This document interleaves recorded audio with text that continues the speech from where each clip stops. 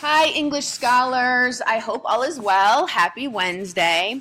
I wanted to create this screencast just to go over the course site with you and to address some questions and some concerns that I'm noticing over the last couple of days. So hopefully by now you've gotten to play around with the various tabs within the course site and you've accessed the course information, the syllabus, and also the course policies.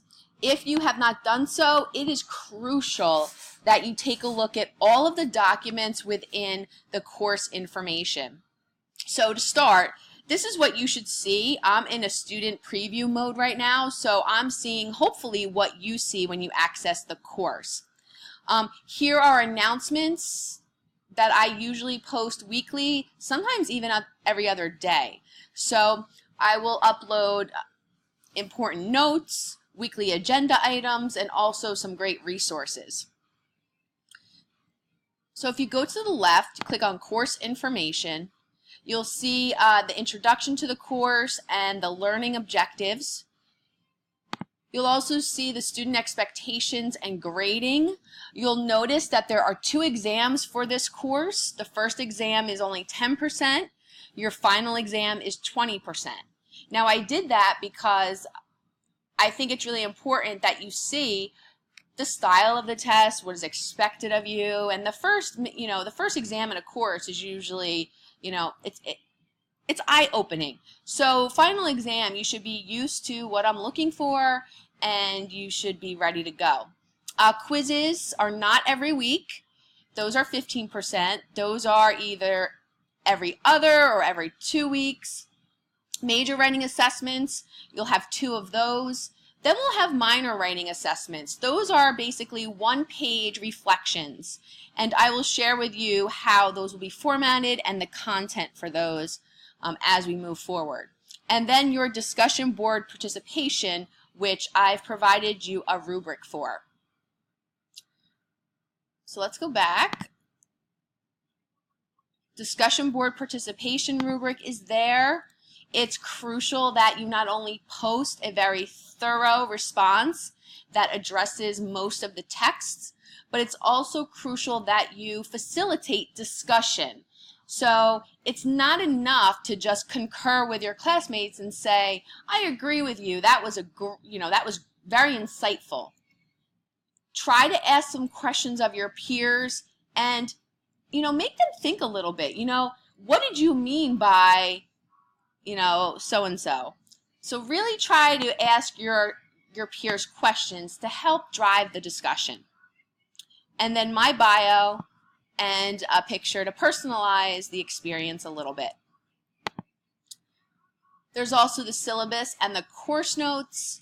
Hopefully you can access the American Lit notes. If you can't, let me know. I will just email them to you. The syllabus has everything you need, okay? So if you download it, I would definitely urge you to print it out. It has my contact information. It has the course start and end dates.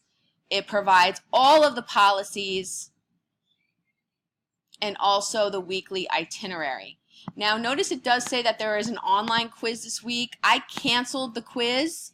I think you have a lot of reading to do, and some people are just getting books. So I canceled the quiz for this week. There are no quizzes.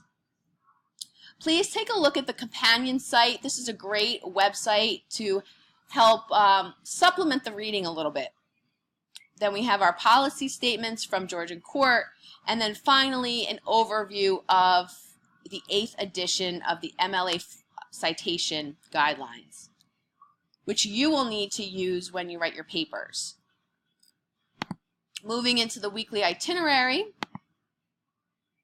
you'll notice that I organize folders by weeks and themes. So the literary genre that we're delving into this week is the realism literary period, which you'll start to see many commonalities among the writers and the poets as you move along. It's really important that you read the author's bio, you take notes, you also take notes on commonalities that you notice and how those texts relate to the time period. Then you'll notice the 2 discussion board posts, and then the instructional materials folder. Be sure to watch the video when you click the link. You should be able to access the video and watch it. There are some questions that I've posted here that I'd like you to think about. Just watch the video, and it's really helpful to watch it as you're completing the readings for this week. And then just some more sources to provide some background information related to regionalism and realism. All right, and then I'll always be uploading some helpful links and some resources for you along the way.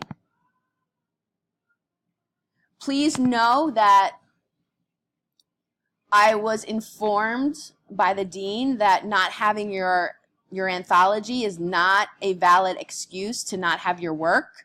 Okay, so you had plenty of time to get your textbooks. You need to have the 9th edition. That's the one we're referring to. That's the one that has all of the literature that we'll be studying, and it also has the correct page numbers. So if there seems to be an issue, I'll make a note of it, but just know that it is not a valid reason for submitting late work. Okay? And late work is really unacceptable in an online forum. Our discussions depend on everyone's participation weekly. So if you're not engaged, if you're not participating on the discussion board, it's as if you were absent from class. So it's crucial that you submit your work on time to engage each other and to really make the most of your learning experience. So that's it for now. I just wanted to go through the course site to ensure that you saw all the tabs and you saw all the resources that you have allotted to you. Any other questions, please don't hesitate to email me or to give me a call. I'll be happy to answer any questions or address any concerns.